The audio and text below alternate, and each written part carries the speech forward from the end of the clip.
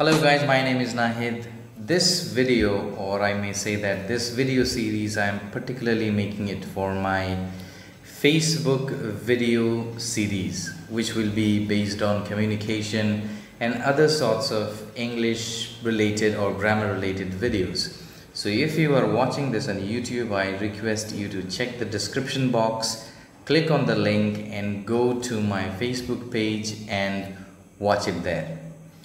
Now, why am I doing it on Facebook and not doing it on YouTube? It's solely because my YouTube channel is all about, publishing contents for students who are under the board of SEBA and CBSE. So I cannot do these kinds of videos all of a sudden here on this channel, but I can certainly do all of them in my Facebook page. So if you're watching it here, I request you to go to my Facebook page to watch this video fully.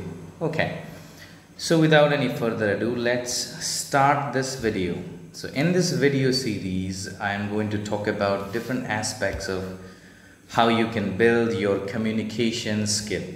In today's particular video, this video would be of two parts. So this is part one. In it, I would be talking about similar words but with different meanings. For today's video, I have 5 particular words which I have chosen, and I would be breaking down all the meanings so that you can use them with more understanding, so that your spoken English, your communication English can become better. So let's look at the first pair of words that we have here. In here we have the first word that you see is freedom, and then you have liberty. So what's the basic difference between these two words?